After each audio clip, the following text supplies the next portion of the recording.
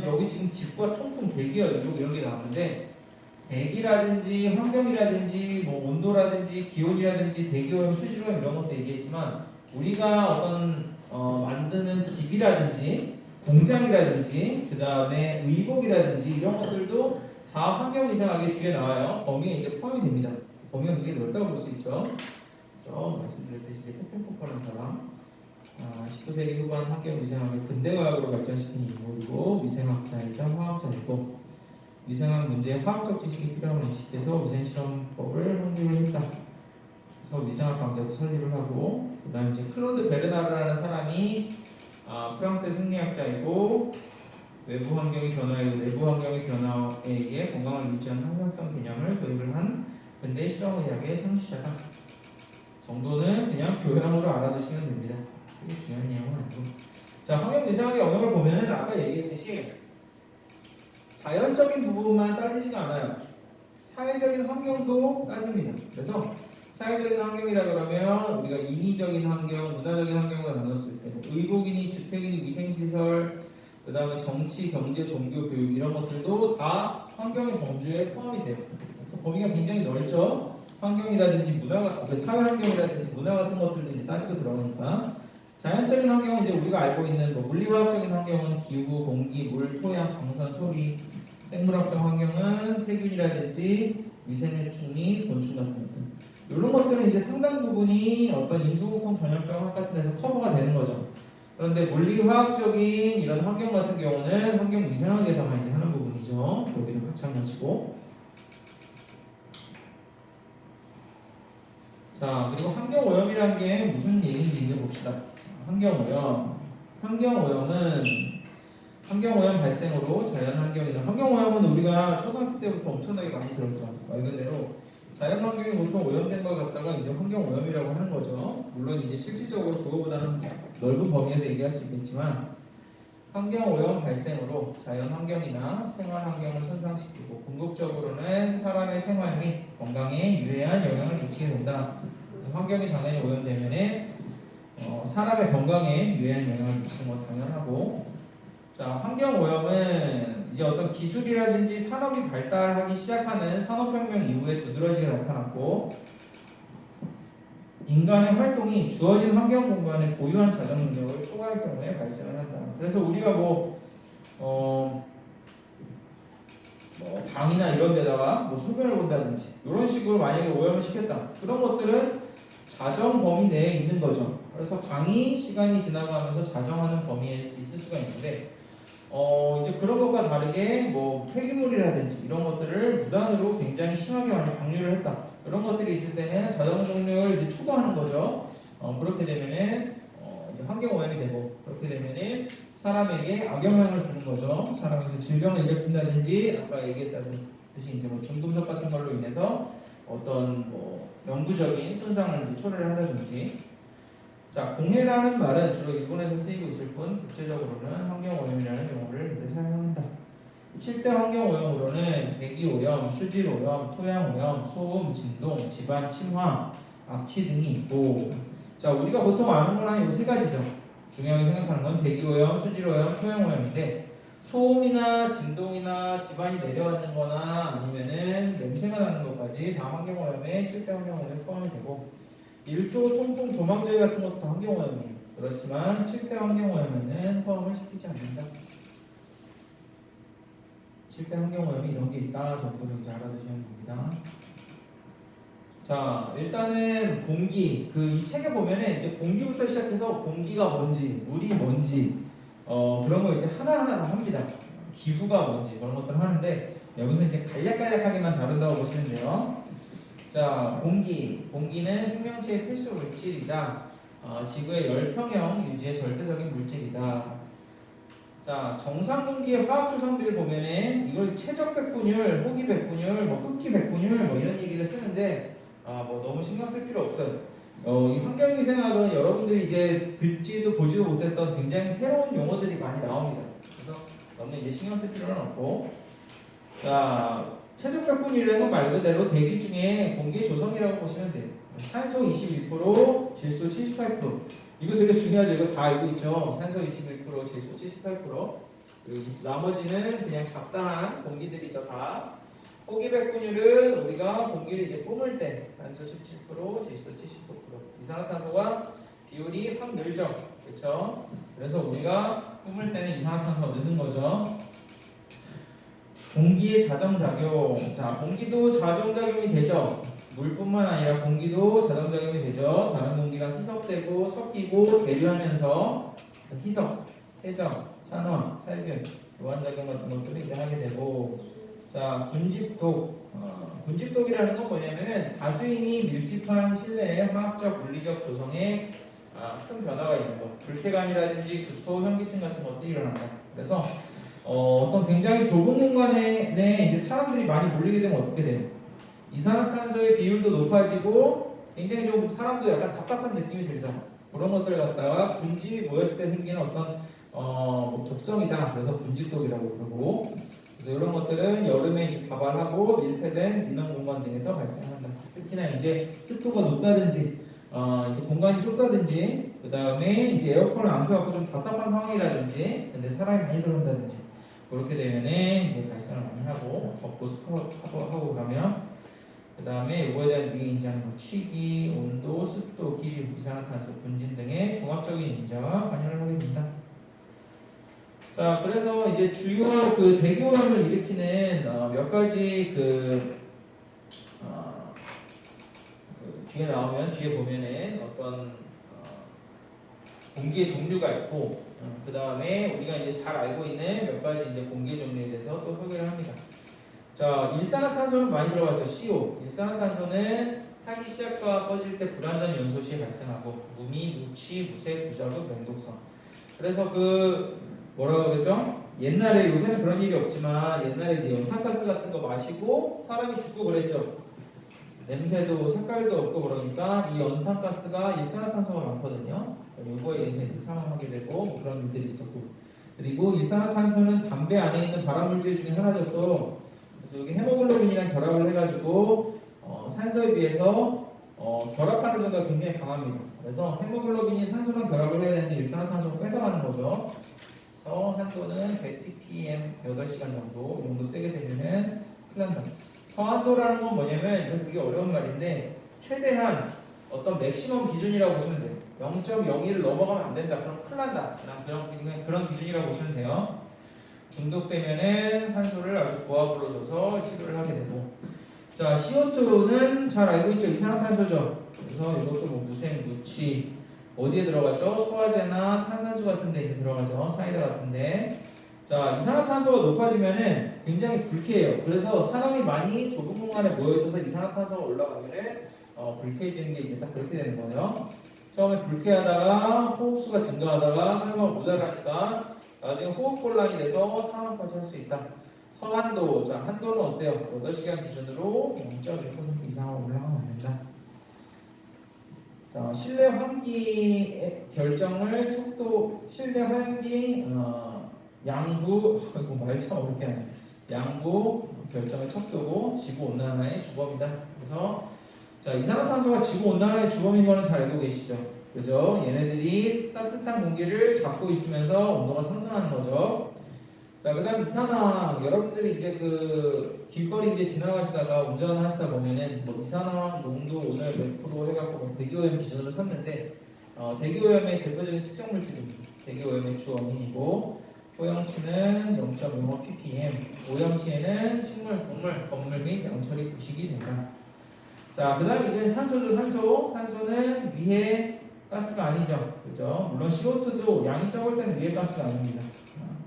성인 1일 호흡량은 13리터, 농도는 10% 이하면 호흡곤란이 되고 7% 이하면 질식사가 된다. 그래서 대기 중에는 21% 정도 되는 거죠.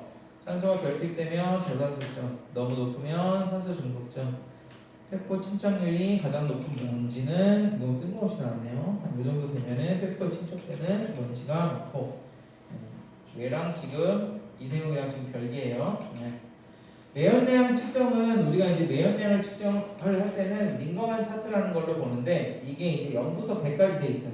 그래서 한 5단계가 이렇게 있어서 1단계당 20%씩 올라갑니다. 그래서 넘버 트라그램이 40%예요. 매연율도 40% 이상 연기를 1시간에 3분 이상 배출해서는 안 된다. 매연 농도가 40% 이하로 유지가 돼야 된다. 그냥 이런 차트가 있다는 정도로 알아두시면 돼요. 그래서 이제 6대 온실가스라고 하면은 이산화탄소, 메탄, 수소, 불화탄소, 아브라탄소, 육불화학, 이산화질소 같은 한 6개 정도의 온실가스를 갖다가 교토의정서가 이제 나라끼리 이제 모여가지고 어떤 협의한 내용이죠. 환경에 대해서 그래서 온실가스 배출이라든지 이런 거에 대해서 협의한 내용인데 거기서 이 6개가 주요 온실가스로 먼저 협의가 됐다.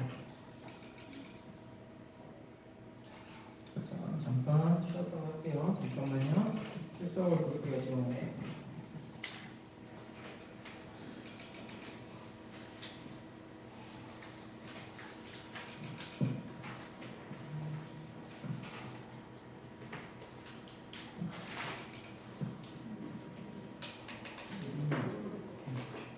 김민경, 유채은, 네. 전지영, 최현진, 정희주, 김진아, 박서영, 심혜연, 심혜연, 이다인, 권은세, 이다연, 장채림, 김나경, 여인경, 국다은, 최윤정, 김민, 임가람, 김지은, 이서윤, 조혜린, 조은하, 최유민, 정예은, 박채원 학생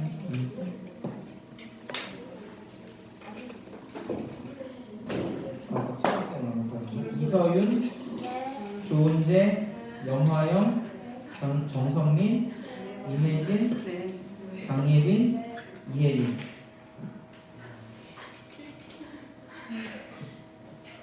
지금 왔어요?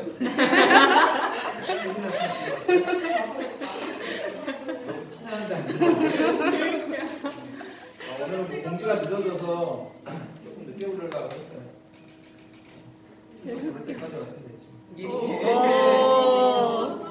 오늘 안 잤다. 이게 되네.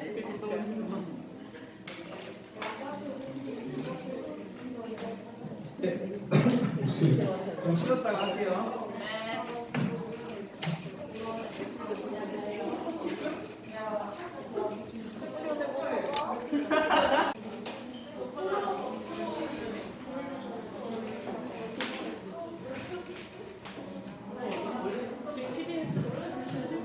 자, 계속 할게요. 자, 기후와 건강, 대기 환경이 이게 자, 기후라고 하면은 기온이랑은 조금 다른 개념이에요. 배웠죠? 우리 옛날에 그 자연 시간 이런 때 기후와 건강 여기서 이제 보면은 그 기후때에 따른 감염병의 발생 특징을 보면은 한대 지방은 감염병이 적고 연도차가 심하다. 한대 지방은 좀 추운 지방이죠. 그래서 보통 감염병이라고 하면은 날이 좀 덥고 조금 온도가 올라가야 되는데 그 이유는 세균이 그런 높은 온도에서 좀 판치는 경향이 있고 그 다음에 많은 감염병들이 모기라든지 아니면 진드기라든지 이런 내개곤충에 의해서 전염이 되는 경우가 굉장히 많은데 추운 데는 모기가 없죠. 자, 열대지방은 곤충 내개 감염병이 많다. 방금 말씀드렸듯이 모기라든지 진드기라든지 이런 애들을 통한 그 감염병이 굉장히 많은 편이고 자 그리고 여름에는 소화기계 겨울에는 호흡기계 감염병의 유행이 많다. 지난 시간에 그 식품 위생할 때 설명드렸던 게 여름에는 세균이 판치고 겨울에는 바이러스가 판친다 그랬죠. 특히 여름에 있는 세균은 주로 식중독 쪽, 겨울은 그 감기 바이러스. 그래서 보통 여름에는 식중독 같이 소화기계에 영향을 주는 세균성 질병이 많고 겨울에는 바이러스, 코로나라든지 뭐 아니면은 감기 바이러스, 독감 바이러스 같이 호흡기계에 영향을 주는 바이러스성 질병이 많다 말씀드렸고 자 일교차는 그 일출 30분 전이랑 오후 2시 전후에 최고 기온이랑 최저 기온을 재갖고 그 차를 갖다가 측정을 이제 하게 됩니다. 이게 이제 일교차고 자 연교차는 그 어떤 연마다 어떤 그 온도의 차이죠. 그렇죠? 온대지방 같은 경우에는 제일 여름이랑 겨울이랑 그 온도 차이가 어떻게 되는지 그런 식으로 이제 측정을 할 거고, 어쨌든 최고 기온이랑 최저 기온이랑 차이가 연결차가 되는 거겠죠. 그 해에 한대 지방이 오히려 크고, 온대 여기가 내륙 해안 고지대, 저지대 이런 식으로 한대는 이제 온도가 굉장히 많이 밑으로 떨어지는 거죠. 실외에서의 기온 측정, 인간이 호흡하는 위치인 1.5 높이에서 백엽상 안에서 측정한다. 백엽상이 뭐냐면은 여러분들 이렇게 막 잔디 위에 조그만 새집 같이 만들어진 게 그게 이제 백엽상입니다. 자, 그 다음에 대기 환경을 보면은 대기 역전 현상이라는 게 있어요. 그래서 방사선 역전이니 전선성 역전이니 친광성 역전이 이렇게 있는데, 대기는 일반적으로 상공으로 높아질수록 거꾸로 상공이 하층보다 기온이 높아지게 된다. 자, 그래서 이제 위에 비행기를 타고 올라가면 위에는 되게 춥죠. 그렇죠. 그래서 비행기 밖으로 나갈 일은 없지만 온도가 굉장히 떨어져서 거기 이제 뭐 결로라든지 이런 것들이 막 유리창이 생기기도 해요. 그래서 기본적으로는 올라갈수록 하강을 해야 되는데, 반대로 기온이 높아지는 현상을 갖다가 이제 역전이라고 보시면 돼요. 이제 역전층에서는 하층보다 오히려 기온이 높은 상공 대기층이 되고, 역전 현상이 되면은 공기가 안정화돼요. 안정화돼서 잘 움직이지가 않으면서 대기 오염 물질 같은 것들이 잘 제거가 되지가 않습니다. 그래서 스모그 같은 게 생기는 거예요. 대기 역전 현상이 생기면 공기의 순환이 한동안 느려지거나 멈춰지면서, 특히 도시 지역에서는 대기 오염 물질 확산이 더뎌지면서 도시형 스모그가 악화되는 주 원인이 되기도 합니다. 런던과 LA 스모그의 원인. 런던 같은 데는 원래 안개가 많이 껴있고 오염물질이 많이 발생되는 데는 스모그가 옛날부터 많았어요. 그래서 스모그가 항상 있다가 그레이트 스모그라고 해갖고 이 대기가 되게 안정할 때 굉장히 심한 스모그 같은 게 생긴 경우가 몇 번 있습니다. 그래서 1950년대인가요? 그래서 그레이트 스모그가 되게 심하게 생겼을 때 막 10만 명 정도가 호흡기 질환을 앓기도 하고 그랬다고 해요. 자, 기후의 요소는, 자, 기후는 이제 기온이랑 다르죠. 그래서 뭐 기후는 다양한 것들이 구성을 하고 있는데, 일조, 일사, 기온, 습도, 강수량, 기압, 바람 등 다양한 요인들이 개입이 된다. 자, 그 다음에 이제 기류라는 것이 있어요. 기류는 말 그대로 공기가 무브먼트, 움직이는 것 같다. 우리가 기류라고 보시면 되고, 기압의 차이와 기온의 차이에 의해서 형성이 된다. 기류의 강도는 풍속으로 나타낼 수가 있고, 기류는 이제 완전 한 0.1m/s 정도 되면은 뭐 거의 무풍이고, 그 다음에 0.5 이하는 불감, 0.2에서 0.3 정도는 실내에서는 한 쾌적, 그 다음에 1m 정도에서는 이 정도가 이제 쾌적이고, 실외에서는 1m/s 정도가 쾌적이다. 그래서 기류의 측정은 드라이 카터 서모미터라는 이렇게 생겼대요.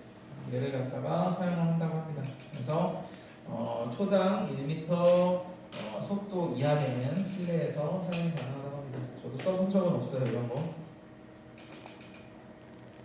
자, 기후와 건강을 봤을 때 기후변화에 의한 피해는 지금도 엄청나게 많죠. 코로나 같은 질병이 판치는 것도 기후변화와 관련이 돼 있고, 그 다음에 여름철에 이상기온이나 뭐 겨울철에 아니면은 갑자기 강수량이나 강우량이 바뀐다든지, 아니면 여름철, 가을철에 태풍이 막 늘어난다든지, 그런 것들 전부 다 기후변화의 피해죠. 그래서 기온 상승에 따른 심혈관 및 호흡기계 질환, 특히 요새는 미세먼지라든지 황사 같은 것들이 문제죠. 대기 오염 물질의 농도 영향, 그 다음에 당연히 감염성 질환이 증가되는 거죠. 아까 온도가 올라갈수록 세균성 질환이 판친다고 그랬죠. 그래서 비브리오 콜레라니, 그 다음 장염 비브리오니 이런 것들에 대한 감염병이 증가하고, 그 다음에 온도가 올라가고 하면은 모기가 늘어나죠. 모기가 옮기는 질병이 굉장히 많은데, 모기의 개체수가 급증되면은 이런 문제가 생길 수가 있고, 자, 그 다음에 황사에 의한 피해, 호흡기 및 심장 순환기 질환이 증가가 되고 질병이 또 악화가 된다.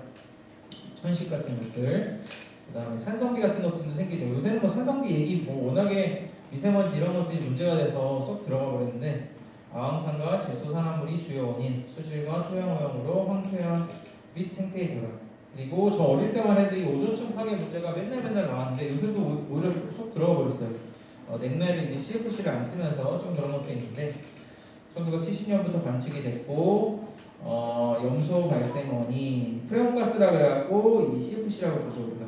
얘네들이 그 대기권으로 이제 막 위로 올라와가지고 성층권이죠. 성층권을 이제 파괴를 하는 거죠. 그러면서 성층권이 구멍이 나가지고 그 자외선이 직접적으로 들어와서 사람이 문제가 생긴다. 그런 얘기가 많았죠. 소화기, 사양활탄소 같은 것. 성층권의 오존층은 자외선 중에 대부분의 UAB가 아니고 UVAB라고 해야 되는 것 같은데 이게 파괴되면은 피부암이나 노화나 백내장 같은 것들이 발생이 된다고 합니다.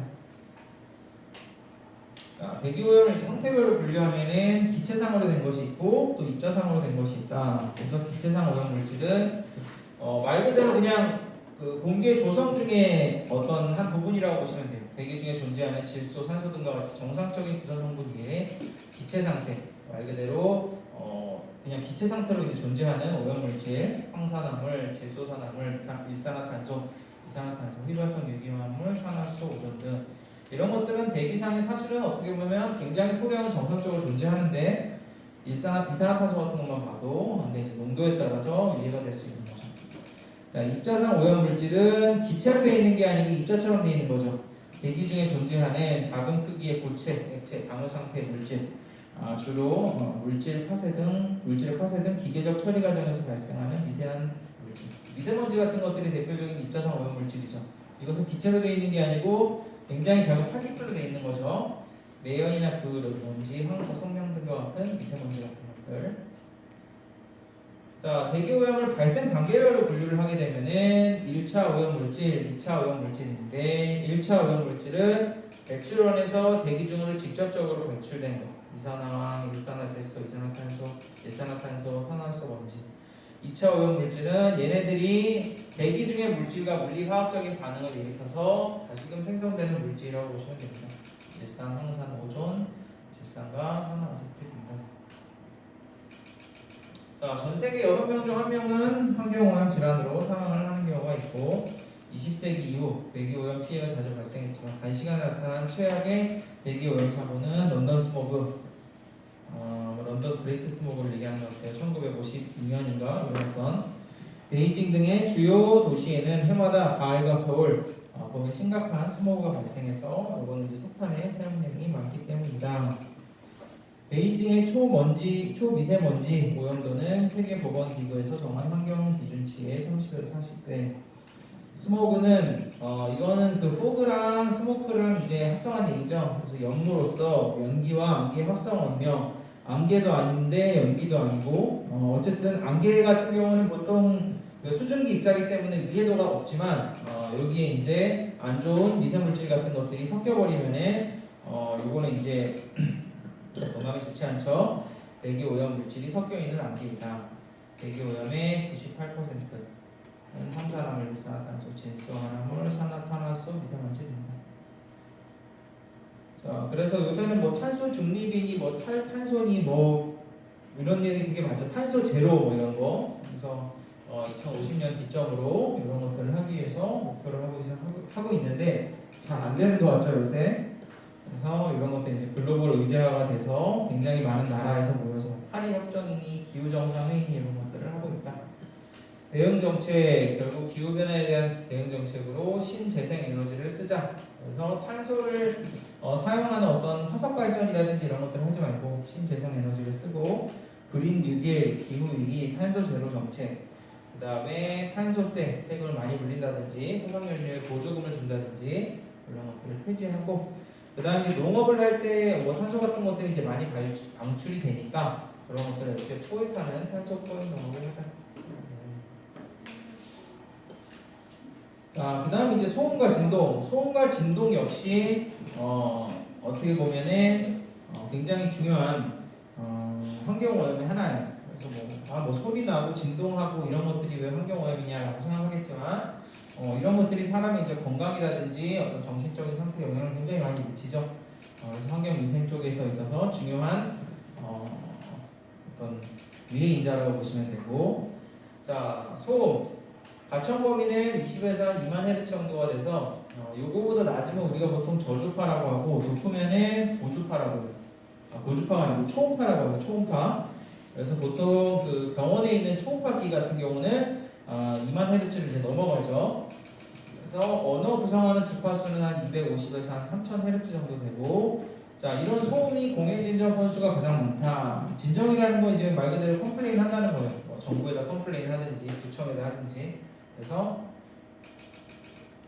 공해로서의 어떻게 보면 뭐 대기오염이라든지 이런 것들은 진정을 해도 개선되기가 쉽지가 않죠. 그런데 소음을 내는 어떤 원인이 반드시 있죠. 옆집의 공사장이라든지 아니면 층간 소음이 위층이라든지. 그래서 그런 것들에 대해서 진정 건수가 가장 많다고 합니다. 자, 소음의 생체 작용, 영구적 청력 장애 주파수. 그래서 특정 주파수에서 4000 정도 헤르츠 정도에서 가장 심하다고 하고, 당연히 소음이 계속되면은 난청이 생기는 거죠. 그죠? 그래서 굉장히 우리가 일하는 환경이라든지 이런 데서 소음이 굉장히 심한 데서 일하게 되면은 청력 장애가 생길 수 있고, 소음성 난청의 소음 범위는 90에서 120dB 정도. 소음의 단위는 감각의 크기는 뒤에 이제 소니 분다고 그러고, 음의 크기는 홈이라는 단어를 쓰고, 음의 강도는 데시벨을 쓴다고 해요. 자, 난청의 생리적 기전, 좌우 가계, 진정계가 아니고 전정계입니다. 전정계. 스펠링 틀린 게 좋았지? 제가 이렇게 그 내용을 갖다 이렇게 쭉 긁어오거나 이런 것들이 있는데, 고실계 사이에 코르크 기관의 세포 이상. 자, 소음뿐만 아니라 진동도 굉장히 중요한 어떤 환경오염 요소라고 보시면 되고, 전신장애, 자율신경장애, 혈압 및 맥박 상승, 월경장애, 내장의 하수, 승무원 발전기 전동기 취급자의 경우, 국소장애는 레이너드장, 손발 혈관의 검열성 증후군, 관절장애, 그라인더공, 진공기구, 그라인더공장, 그라인더를 하는 사람이라는 얘기죠. 차갑기 취급자 같은 사람들이 이런 덜덜덜 떨리는 진동 때문에 어떤 이거는 산업재해 같은 거죠. 그 근로상 재해 같은 거죠. 그래서 생길 수 있다. 자, 그 다음에 이제 수질위생. 자, 수질위생 같은 경우는 공기위생만큼 중요한 거죠. 대기 건강만큼 굉장히 이제 중요한 부분이라고 보시면 되고.